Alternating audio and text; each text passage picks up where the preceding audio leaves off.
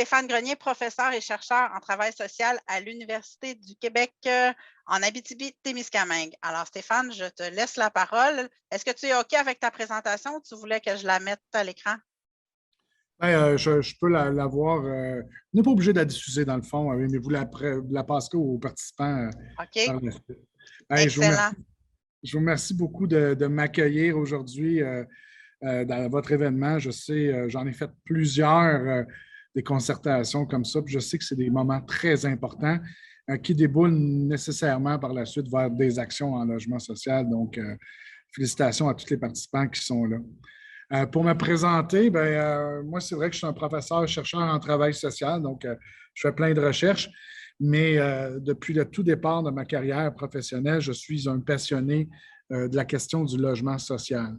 Alors, je n'ai pas que fait des recherches sur le logement social, mais j'ai aussi été administrateur à la Société d'habitation du Québec et j'ai aussi participé à plusieurs projets de logement social comme étant le promoteur, le fameux bénévole en arrière ces projets-là. D'ailleurs, si vous googlez Château à Marie-Ève, Val-d'Or, vous allez tomber probablement sur le projet que j'ai en ce moment qui est en construction au centre-ville de Val-d'Or, un projet assez célèbre parce que si vous connaissez la chanson La Bite à Tibi, dans l'avant-dernier paragraphe, on parle du Château Inn.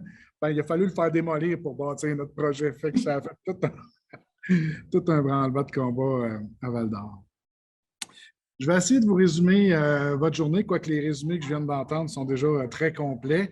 Mais si on veut bien parler un peu de logement, je vous dirais, ça nous préoccupe beaucoup le logement parce que c'est l'importance du chez-soi. Je ne sais pas si vous avez discuté de ça aujourd'hui, mais le chez-soi dans la vie, c'est quelque chose de très, très important. Le chez-soi, c'est plus que de la brique puis du béton. Okay? Le chez-soi, c'est un concept qui est plus large que ça, qui nous renvoie à l'expérience d'habiter un lieu, à l'expérience d'habiter une maison. Le chez-soi, ça a une dimension qui est à la fois matérielle, les quatre murs, le mobilier, une dimension qui est temporelle. Ça fait combien de temps je reste là? Hein? Comme ma femme, qui est une Française, après 20 ans au Canada, elle commence à se sentir plus chez elle à Val-d'Or qu'elle se sent chez elle en France. Donc, le chez-soi est après se transformer.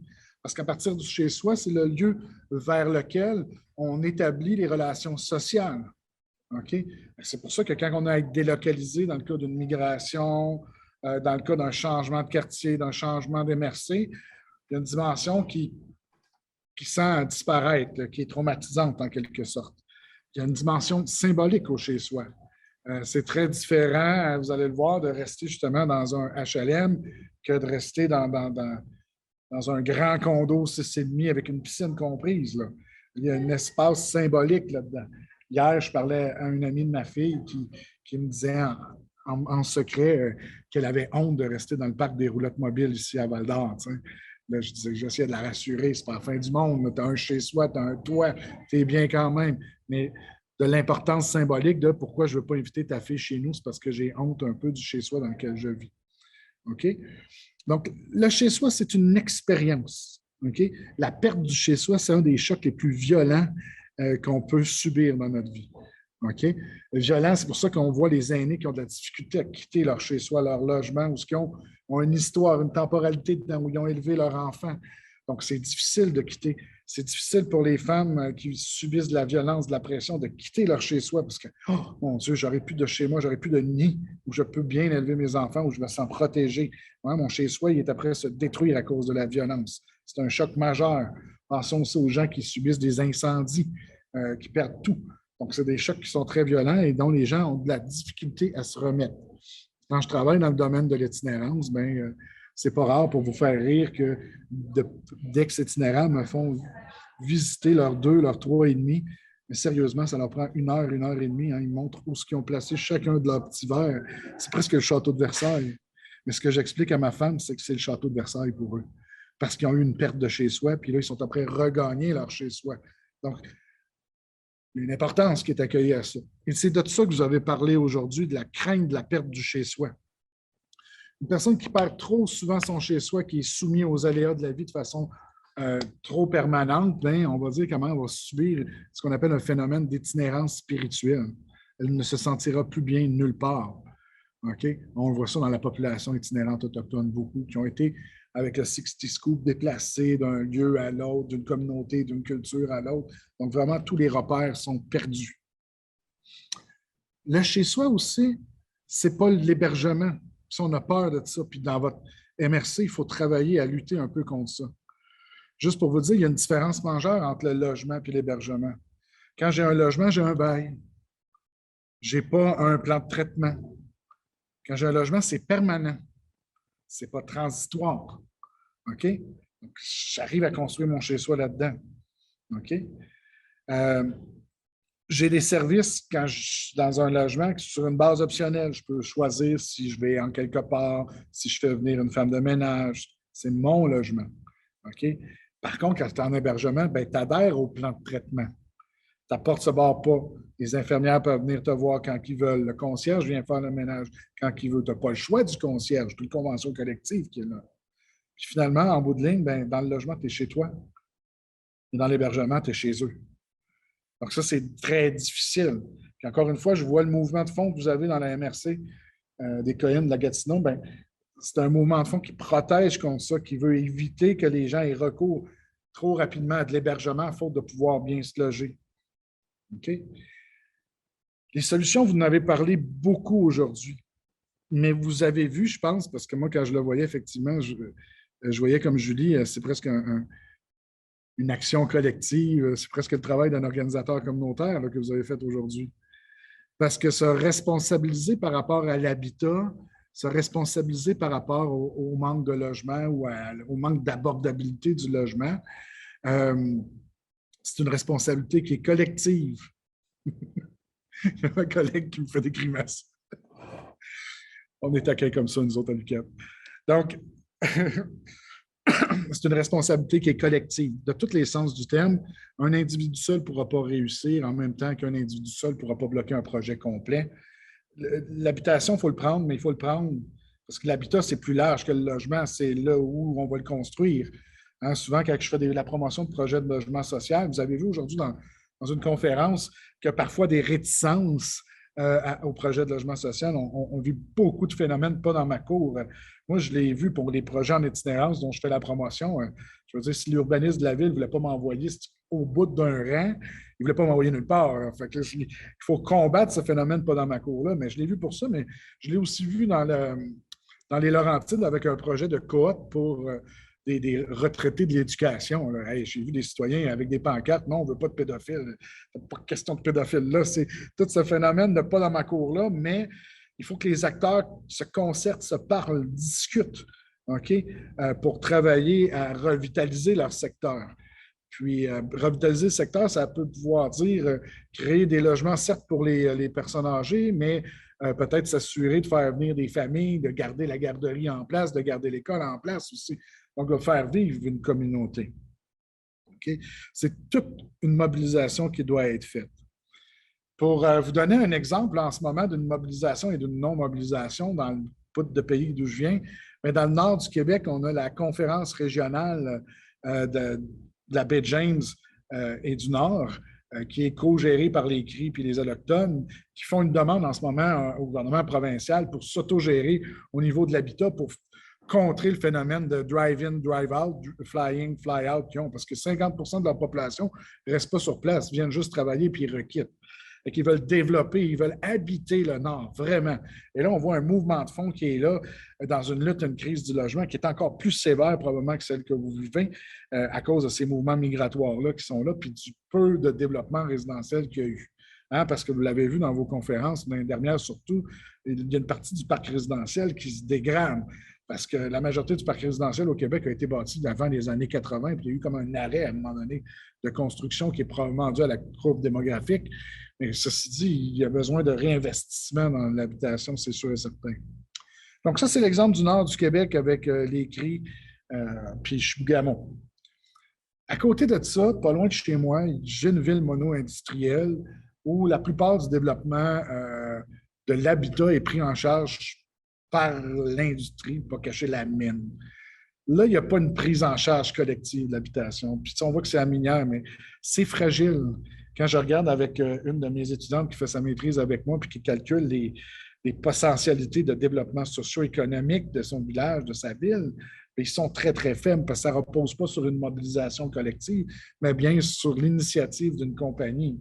Et si cette compagnie-là ferme, bien, tout peut partir en vrille assez vite et puis ça peut se dévitaliser. D'ailleurs, on a des très beaux nouveaux bâtiments qui ont été construits, mais à côté de ça, il n'y a aucun commerce, il n'y a aucune vie de quartier qui s'est développée. Alors, il va falloir se poser des questions là-dessus à un moment donné. On est tellement rendu loin dans la non-prise en charge de l'habitation qu'on est rendu avec un camp minier urbain, ce qui, à mon sens, est la pire horreur que j'ai jamais entendu parler. Mais oui, un camp minier comme dans le Grand Nord où il n'y a pas de ville, avec des baraquements ou avec des gens qui viennent travailler une semaine puis qui quittent. Je suis sûr que vous ne voulez pas aller là. Je suis sûr que vous vous mobilisez pour éviter ça. OK? Mobiliser une communauté, c'est créer un espace de dialogue. OK? C'est ce que vous êtes après faire aujourd'hui, créer un espace de dialogue. C'est aussi la création d'un leadership. Au travers de vous, aujourd'hui, ceux que je vois autour de l'écran, il y en a 2 ou 3 qui vont prendre le bâton de pèlerin et qui vont aller plus loin avec ça. Puis c'est important. C'est ce que vous avez dit, j'ai entendu beaucoup, il faut supporter ces acteurs-là. Les pèlerins vont partir avec le bâton, il faut les aider, il faut être conscient du besoin qu'ils ont là. C'est la rencontre aussi, avant la rencontre, c'est un partenariat qui passe aussi par l'action. Aujourd'hui, ça a été les mots, mais demain, ça va être les actions concrètes. S'il n'y a pas d'action concrète, vous allez revenir en même place dans un an discuter des mêmes enjeux. Il faut qu'il y ait des changements au niveau des politiques des MRC, il faut qu'il y ait des changements au niveau des façons de faire, il faut qu'il y ait des changements de faire au niveau des acteurs, mais des changements concrets. Sans ce concret-là, rien ne changera. Mais il y a aussi la création d'une rencontre entre le politique et l'économique, parce qu'on doit parler de cette rencontre-là, parce qu'une mobilisation collective d'une communauté, ça ne se fait pas sans l'un et sans l'autre. Je vais vous donner un exemple qui est extérieur au logement social, mais cet après-midi, avec mon groupe d'étudiants, j'étais dans les rues de la Val-d'Or, puis on a arrêté devant un dépanneur. Et je suis allé chercher le propriétaire, Mathieu, en dedans, puis je l'ai fait sortir. Pourquoi c'est important pour moi? C'est parce qu'avec tous les dépanneurs, tous les propriétaires de dépanneurs de Val-d'Or, et tous les épiciers, tous les commerçants, on a réussi à bannir les bières à 8,1 % d'alcool et 10,1 % d'alcool de l'ensemble de la MRC de la Vallée de l'Or. C'est vraiment un poison qui empoisonnait surtout notre population autochtone. Bien, il n'y en a plus. Ils ont encore accès à tous les autres types de bières. Là. On ne voulait pas les priver de leur droit citoyen de prendre une bière, mais on s'est débarrassé collectivement de ça. Et ça n'a pas été fait en tapant sa gueule aux commerçants ou en les traitant de ci, de ça. Non, non, c'était fait avec eux. Puis on en bénéficie et ils en bénéficient aussi. C'était pour ça que c'était important pour moi de montrer aux gens qu'on avait travaillé ensemble. Mais il y en a de même dans les projets de logement social que vous allez mener ou que je mène. Il faut mettre les acteurs en puissance. Ça prend des donateurs, mais mon Dieu, des donateurs, parce que les programmes de logements sociaux n'accotent pas les prix du marché de toute manière. Donc, il faut aller chercher des revenus à gauche, à droite. Les MRC, mais aussi le privé peut aider là-dedans. Mobiliser la communauté, bien, vous l'avez vu, vous en avez parlé, c'est un régime d'engagement citoyen. Ça part des solidarités qui sont préexistantes. Quand il n'y a pas de solidarités qui sont présentes, bien, il y a des chances que ça ne fonctionne pas. Ça va conduire à échouer à cause des tensions entre les logiques marchandes et sociales. Puis, il ne faut pas que ce soit un projet idéologique. Donc, il faut qu'il y ait une cohésion qui est déjà préexistante, qui me semble être là chez vous, dans les MRC des collines des Hautes-Gatineaux. Donc, vraiment, là, c'est important. C'est un projet qui va émerger et qui est tributaire de votre identité régionale. D'ailleurs, quand je parlais, celle qui est venue me recruter pour la conférence, elle me parlait beaucoup de l'importance des caractéristiques de votre région. Je voyais que cette identité-là était importante, mais elle doit l'être, mais elle va se transformer au travers de ce processus de changement-là, de prise en charge de votre devenir au niveau de l'habitat. Parce que le territoire va être à la fois un support, mais aussi une finalité dans ce que vous allez vivre. Pourquoi mobiliser dans la communauté, pourquoi faire un projet de même?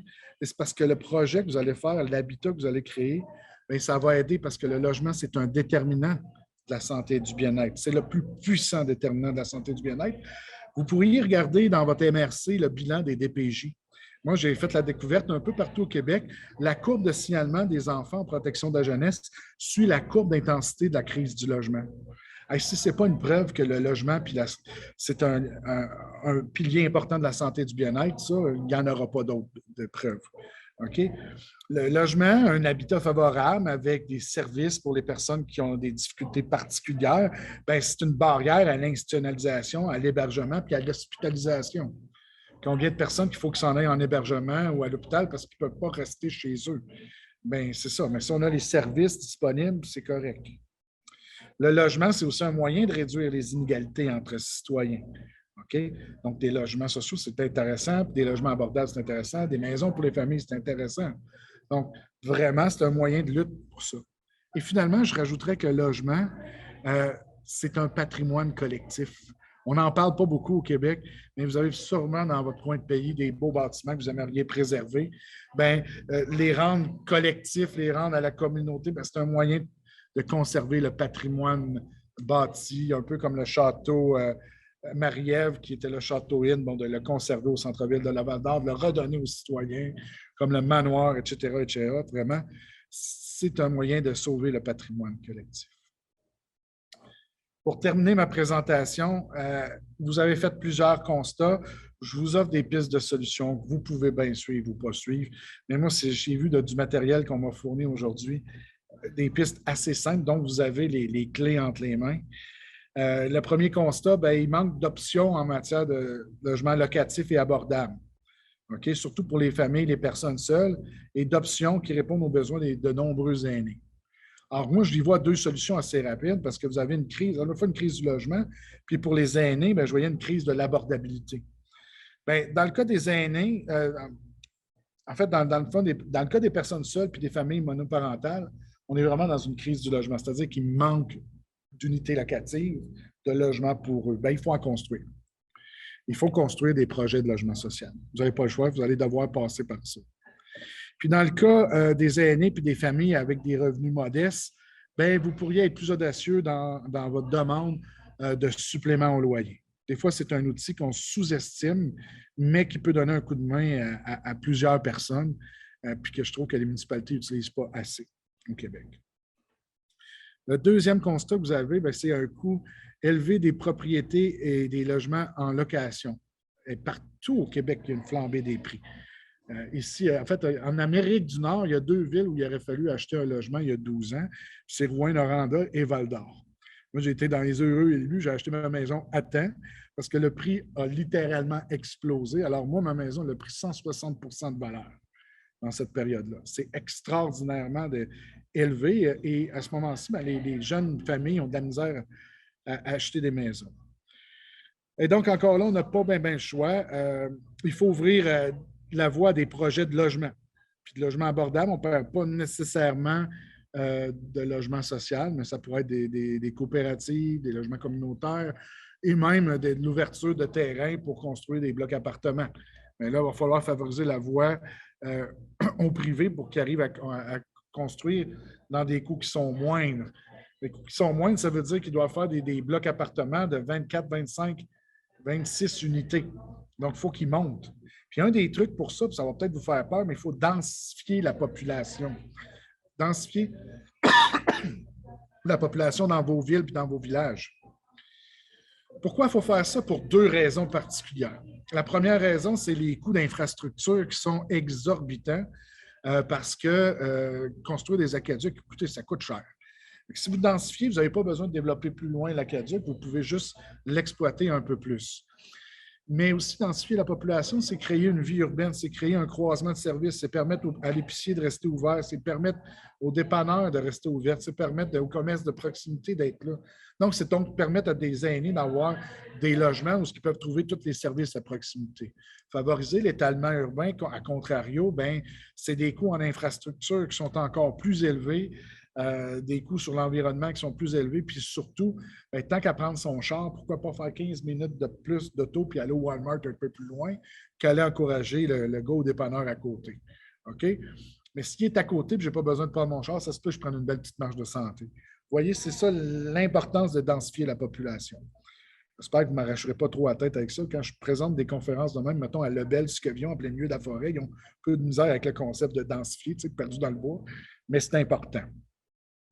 Troisième constat, l'état général des domiciles, on voit une dégradation. Je vous en ai déjà parlé, le patrimoine bâti, pas mal partout où je vais, je me rends compte que c'est en 1980, puis après ça, on tombe dans la construction des années 2000. On a un trou là, de construction entre les deux. Et la partie abordable des années 80 est en décrépitude. Elle a besoin d'amour, elle a besoin de rénovation. Et là, c'est difficile. Donc, il faut, oui, des inspecteurs en bâtiment, oui, une politique de salubrité ou du patrimoine construit, mais il va falloir aider les propriétaires avec la rénovation. Puis c'est là que je vous apporte là. Il y a des initiatives un peu partout dans le monde qui sont intéressantes. Une que je trouve intéressante et qui est utilisée par la ville de Val-d'Or, mais en fait, c'est la taxation supplémentaire. Donc, pour chaque tranche de 100 $ de taxation, il y a 3 sous de mon rôle d'évaluation foncière qui s'en vont à un fonds dédié pour le logement social. J'en ai beaucoup parlé à la table des préfets de la MRC en disant que ce serait probablement préférable que ce fonds consolidé-là ne soit pas seulement à Val-d'Or, mais soit pour toutes les municipalités, de façon à augmenter la capacité financière de ce fonds-là. Puis je trouve que 3 sous, c'est pas assez. Ça pourrait être un peu plus important que ça.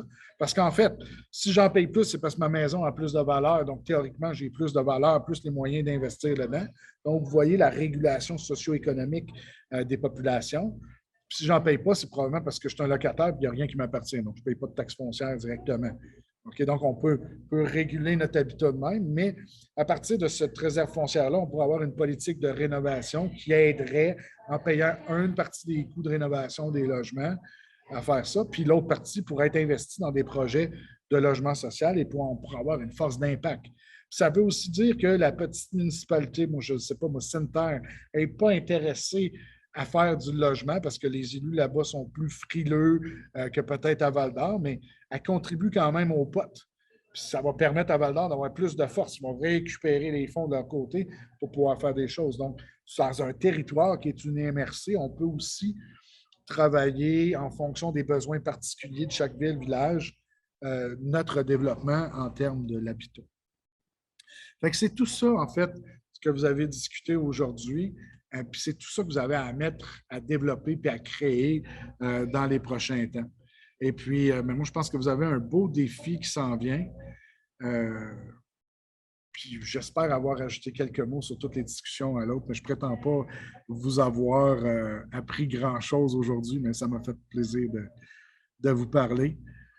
Si vous avez des questions, je reste à votre entière disponibilité.